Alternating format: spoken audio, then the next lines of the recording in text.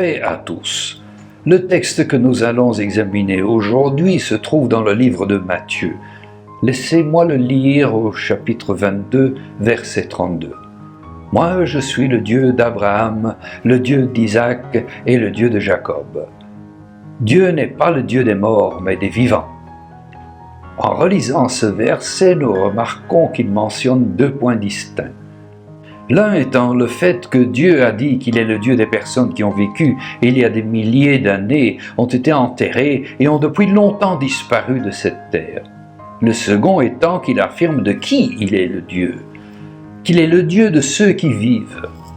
N'est-il pas étrange qu'il ait mentionné dans la même phrase les morts et les vivants? Examinons à nouveau ces deux parties. La première indique la résurrection, tandis que la seconde indique la vie éternelle. Vous voyez, Jésus fut confronté par des Sadducéens qui croyaient fermement qu'il n'y a pas de résurrection après la mort et qui ont ainsi nié que quelqu'un puisse être en vie après avoir été enterré. Pour cette raison, il leur était impossible de croire en la vie éternelle. C'est pourquoi Jésus leur a rappelé le passage des Écritures dans lequel Dieu est apparu à Moïse dans un buisson ardent. En effet, il dit dans Exode 3, verset 6, « Je suis le Dieu de ton père, le Dieu d'Abraham, le Dieu d'Isaac et le Dieu de Jacob. » Et il souligne ensuite qu'il est le Dieu des vivants. Au fur et à mesure que nous approfondissons cette déclaration, nous nous rendons compte qu'il n'y a aucune mention des personnes réelles vivant sur cette terre, mais de celles qui sont déjà physiquement mortes. Comment Dieu peut-il mentionner qu'il est le Dieu des personnes qui ont été ensevelies, à moins qu'elles ne soient encore en vie? Dieu n'est pas le Dieu qui serait le Dieu des cadavres déjà décomposés et réduits en poussière. Cela ne peut être rien d'autre alors que ces personnes sont toujours en vie. Avant les jours où Jésus était sur la terre, il n'y avait aucune preuve que quelqu'un soit vivant après la mort, bien que Dieu se soit révélé comme étant le Dieu d'Abraham, d'Isaac et de Jacob. Cette révélation devait être acceptée avec foi. Bien sûr, lorsque nous lisons les récits des activités de Dieu tout au long de l'Ancien Testament, nous devons réaliser qu'il est un Dieu puissant qui a fait de grandes merveilles pour son peuple élu. Il en va de même pour les personnes vivant pendant cette période. Ils ont vu de leurs propres yeux les puissants miracles que Dieu a faits pour protéger, guider et combattre pour les Israélites. Quelques exemples bien connus seraient les plaies qu'il a infligées aux Égyptiens, la fuite du peuple hors de ce pays, la traversée de la mer Rouge sur la terre ferme ou la prise de la ville de Jéricho dont les murs se sont écrasés seulement au son des trompettes. Ces événements extraordinaires accomplis par Dieu ont été racontés dans tout le monde antique, effrayant les habitants et confirmant la puissance de Dieu qui protégeait ce groupe spécial de personnes, les Israélites. Les humains de toute race et culture ont toujours cru en une sorte de Dieu et en une sorte de au-delà. C'est pourquoi nous voyons à titre d'exemple les Égyptiens construisant d'énormes pyramides qui étaient les tombes de Pharaon, qui étaient enterrés avec leurs trésors, les cadeaux et les armes. Des chariots et d'autres artefacts leur permettraient, pensaient-ils, de survivre dans leur vie après la mort. Les Israélites n'étaient pas différents. Ils croyaient cependant en un Dieu qui vivait dans le ciel et certains d'entre eux ont rencontré ce Dieu de telle manière que l'existence de ce ciel a été confirmée. Lisez simplement les passages de Genèse 28 lorsque Jacob eut la rencontre avec Dieu à Bethel. Une autre preuve de l'existence de Dieu et du ciel mentionnée dans le livre de l'Exode au chapitre 24 au verset 9 à 11 qui se lit comme suit. Moïse et Aaron, Nadab et Abihu, et 70 des anciens d'Israël montèrent, et ils virent le Dieu d'Israël, et sous ses pieds comme un ouvrage de saphir transparent, et comme le ciel même en pureté. Il ne porta point sa main sur les nobles d'entre les fils d'Israël, ils virent Dieu, et ils mangèrent et burent. Ils ont également connu et cru en une éternité. La raison en est le mot « éternel » utilisé dès la Genèse. Il y a les alliances éternelles avec Dieu dans Genèse, le Dieu éternel également révélé dans la Genèse. La prêtrise éternelle établie par Dieu dans l'Exode chapitre 40, les statuts éternels dans le Lévitique.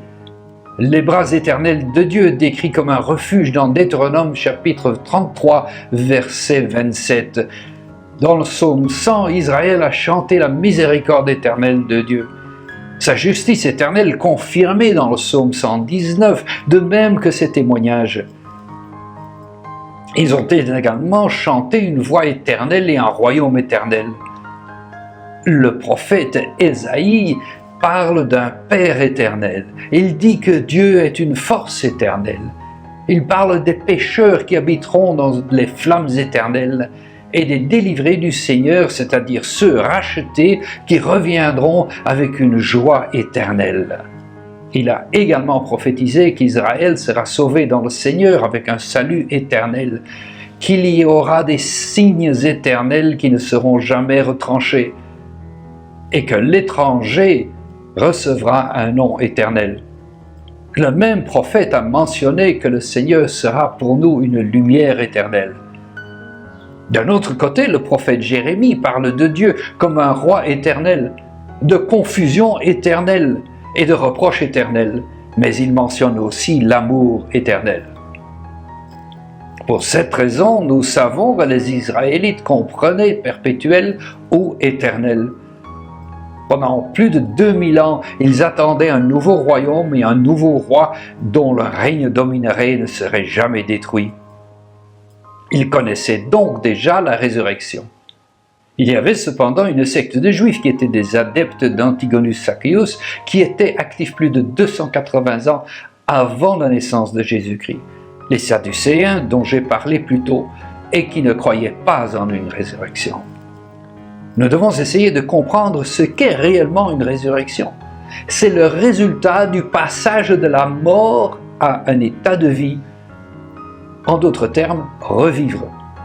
Moi, je suis le Dieu d'Abraham, le Dieu d'Isaac et le Dieu de Jacob. Dieu n'est pas le Dieu des morts, mais des vivants. Les personnes dont Dieu parle ici sont des gens qui ont été justifiés par Dieu ou par la foi. Ceux-ci étaient considérés comme morts par Dieu jusqu'à ce qu'ils aient été rendus justes. Le fait est qu'ils étaient de bonnes personnes qui croyaient et servaient Dieu, et étaient donc dignes d'être avec Dieu après leur mort physique. La situation a changé après la naissance de Jésus. Il est le Rédempteur, celui qui a permis aux non-croyants et aux non-juifs, aux Grecs ou aux nations, comme la Bible les appelait, de bénéficier du même salut que celui offert aux Juifs. Le message de l'Évangile de Jésus était en vérité, je vous dis que celui qui entend ma parole et qui croit celui qui m'a envoyé a la vie éternelle et ne vient pas en jugement, mais il est passé de la mort à la vie. Maintenant, nous devons comprendre qu'il y avait en ces jours, et il y a encore aujourd'hui, des gens qui n'ont pas entendu parler de Jésus, qui ne veulent pas ou refusent de croire en lui, et ceux qui croient en Jésus et le suivent. Ceux qui ont choisi d'accepter la souveraineté de Dieu par Jésus-Christ, bien qu'ils soient physiquement encore vivants, sont nés de nouveau dans une nouvelle vie avec Dieu Tout-Puissant et qui sont donc spirituellement vivants avant leur mort physique. Ceux qui refusent ou ne croient pas en Jésus-Christ sont spirituellement morts même avant leur mort physique. Dieu dit qu'il n'est pas le Dieu de ces gens-là. Des deux catégories, tous ressusciteront en temps voulu et passeront en jugement pour leurs actes au cours de leur vie. Tous entendront sa voix et ils sortiront, ceux qui auront pratiqué le bien en résurrection de vie et ceux qui auront fait le mal en résurrection de jugement. L'avenir de toute l'humanité est très clair.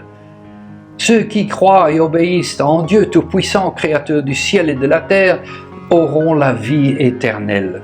Ceux qui ne croient pas en lui seront condamnés au châtiment éternel, comme mentionné dans le livre de Matthieu, chapitre 25, verset 46. Chers amis, la vie que vous vivez ici sur terre est temporaire. Elle ne dure que très peu de temps.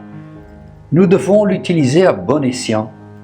Il y aura des luttes et des batailles, mais le Seigneur Dieu vous guidera et vous protégera si vous obéissez à ses commandements et à ses statuts.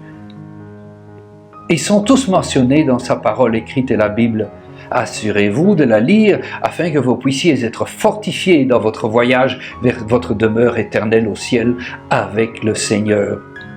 Souvenez-vous, Dieu n'est pas le Dieu des morts, mais le Dieu des vivants. Amen.